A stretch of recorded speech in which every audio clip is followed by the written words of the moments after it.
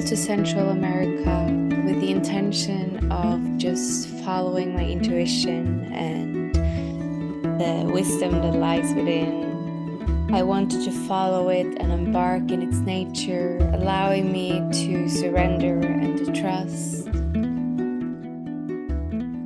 What is for me will be there for me. I don't need to structure and plan each and every moment of my life. I can just allow myself to live, to following the flow of life and allowing myself to follow the different paths that are showing itself to me.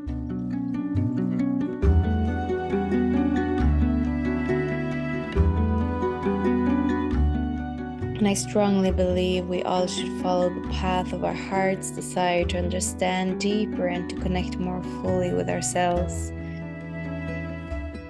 And to following the intuition is a very healing process, at least for me, and it's not something I grew up being taught to follow. It was more follow the system, and to follow the intuition was a really healing journey for me. This trip was a journey inwards, a journey where learning and listening to the messages was the main priority. This journey is a self-exploration for me, and to learn more deeply and to gain new knowledge, but at the same time inviting death into this experience and letting go of things that I've been holding on to. Now it's the time of the death, so I can rebirth from all the things that I've learned and all the things that I've gathered as knowledge. So excited to take you on this journey with me, and thank you for joining me as well. It means a lot, and I hope that you get something out of my reflections or just enjoying what I'm creating. It is through the love for and the caring of our natural seasons that we protect our lives from being dragged into someone else's rhythm, someone else's dance, someone else's hunger. It is through validation of our distinct cycles for sex, creation, rest, play, and work that we relearn to define and discriminate between all our wild senses and seasons.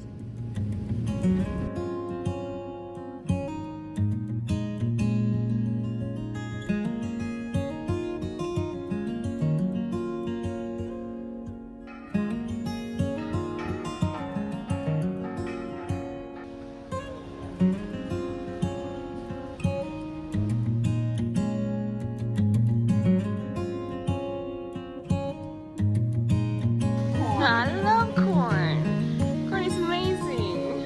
Corn is amazing.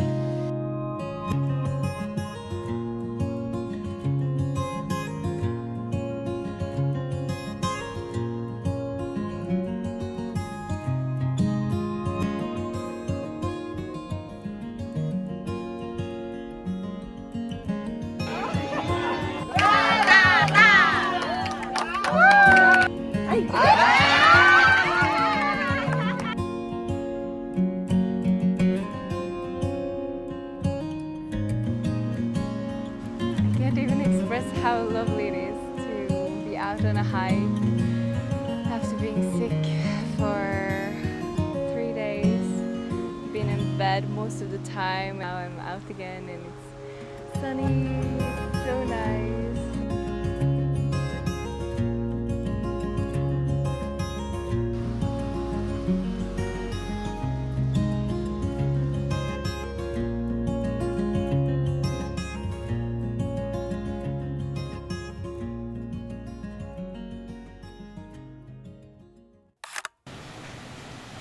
I'm now in a little hut in the jungle somewhere in Chiapas. I'm not sure where, but somewhere.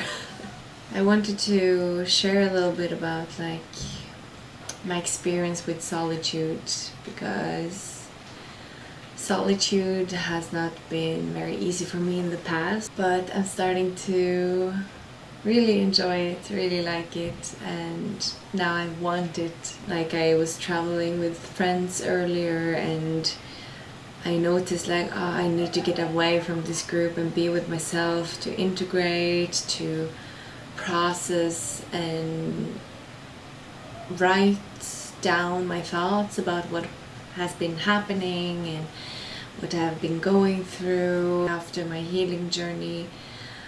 I'm so much more aware of what's going on inside, and I need to process that in solitude often. Not always. Sometimes it's very nice to talk with good friends or not friends, people you don't know. You learn so much from being alone and in solitude, and you can call it blissful solitude because it really is, for me individually, right now. It is. And I think all this comes from this place of love for myself, for being, for everything around, that I feel safe and comfortable in my own being. It has really made a difference on how I look on loneliness. And I'm never alone, I'm always with myself, which is incredible, and I enjoy my own company so much these days. And yeah, it really makes me grow. It really makes me able to just sit and feel the nature myself.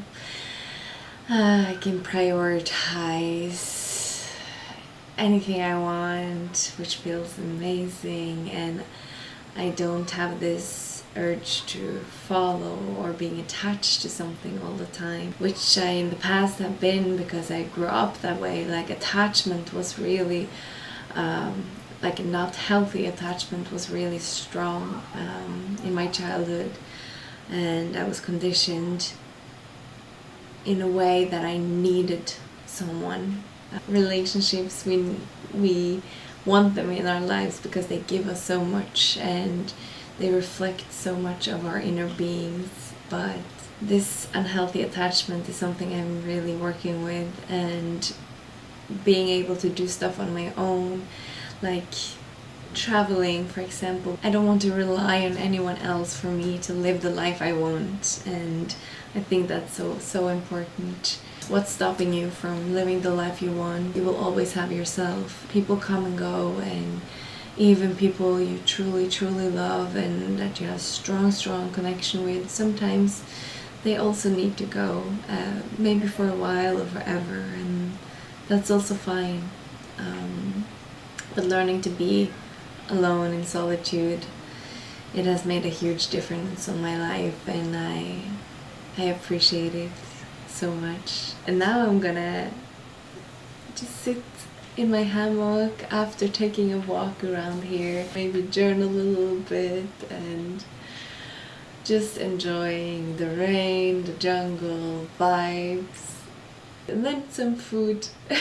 Recently I took out my birth control implant, and it has made me a whole other person, and it's so interesting to look through my cycles and what's happening inside me, and my energy levels, and tune into them, and I feel so much more like myself, and I'm so happy. But what I want to say is that I'm really hungry. It's soon my period, it's a few days before, and I've noticed that like maybe 4 days before I get really hungry, and I can eat and eat and eat and eat.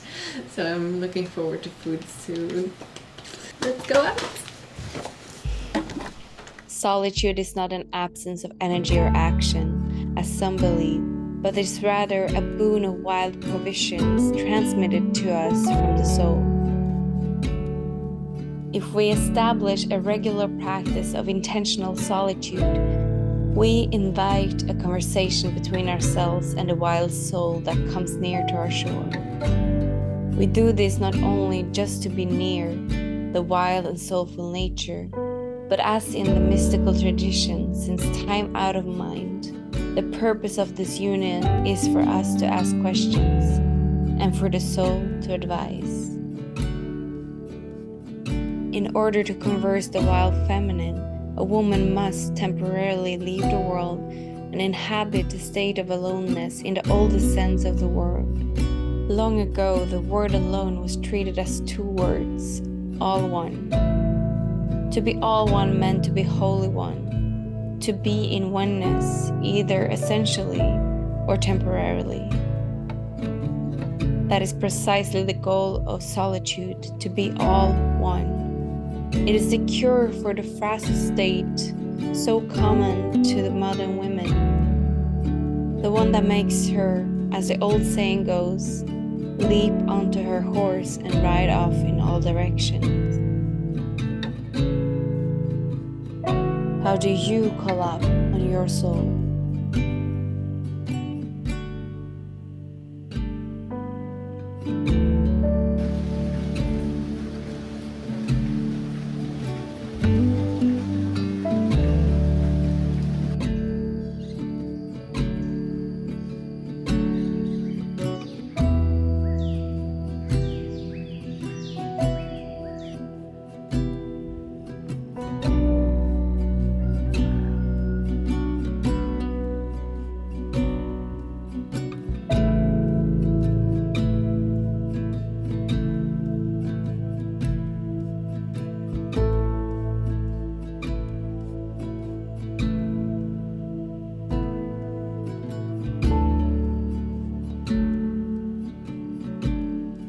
Welcome home.